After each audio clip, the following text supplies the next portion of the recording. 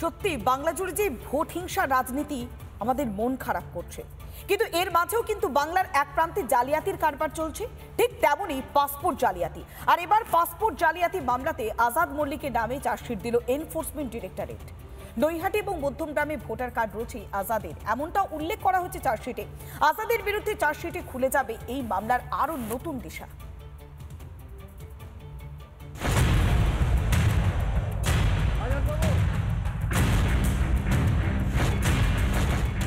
জমা পড়ল চার্জশিট। ৮০ পাতার চার্জশিটে আজাদ মল্লিকের বিরুদ্ধে একাধিক অভিযোগ, সঙ্গে আদালতে ৪,০০০ পাতার নথিও জমা দিয়েছে ইডি। আজাদ হোসেন মল্লিক ওরফে আজাদ, পাকিস্তানের নাগরিক আজাদ, মিলেছে করাচির ড্রাইভিং লাইসেন্স, উদ্ধার হয়েছে বাংলাদেশের পাসপোর্ট, ভিসা, মোট ৮ পরিচয়পত্র মিলেছে আজাদের নামে। পাকিস্তানের একাধিক হোয়াটসঅ্যাপ গ্রুপের সদস্য আজাদ। পাক নাগরিকদের ভারতে প্রবেশ করাতো আজাদ। দেওয়া হতো জাল নথি, ভুয়ো পাসপোর্ট। পাসপোর্ট কাণ্ডে আজাদ মল্লিকের বিরুদ্ধে যে চার্জশিট জমা দিয়েছিল এনফোর্সমেন্ট ডিরেক্টরেট, সেই চার্জশিটে বিস্ফোরক তথ্য। পাকিস্তানের একাধিক ব্যক্তির সঙ্গে ফোন, হোয়াটসঅ্যাপ এবং বিভিন্ন গ্রুপে রয়েছে এই আজাদ মল্লিক, যাদের কথোপকথন কিন্তু ইতিমধ্যেই নজরে রেখেছেন এনফোর্সমেন্ট ডিরেক্টরেটের আধিকারিকরা।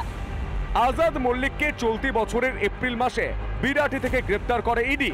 দেখা যায় 2021 এবং 24-এর 2 নির্বাচনে ভোট দিয়েছিল আজাদ।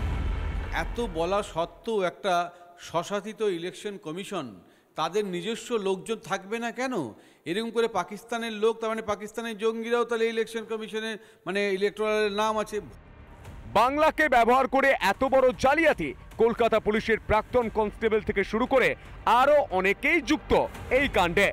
নিজের দেশকে কি বিকিয়ে দিতে চাইছিল বাংলার প্রশাসন?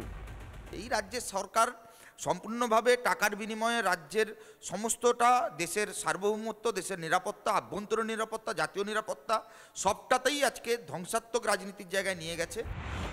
পাকিস্তানের নাগরিক হয়েও বাংলাদেশ দিয়ে ভারতে অনুপ্রবেশ করে আজাদ।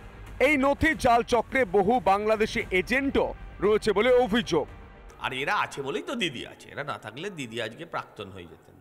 এই সরকার থাকলে সেই মানসিকতার উল্টোটাই পাবেন, মানসিকতার পক্ষে কিছু পাবেন না। এখনো পর্যন্ত কয়েক কোটি টাকার লেনদেনের হদিশ পেয়েছে ইডি। প্রায় 10 বছর ধরে বাংলায় বসে এই চক্রের মাথা হয়ে বসেছিল আজাদ মল্লিক। মেঘা রায় ও সৈকত পালের রিপোর্ট, রিপাবলিক বাংলা।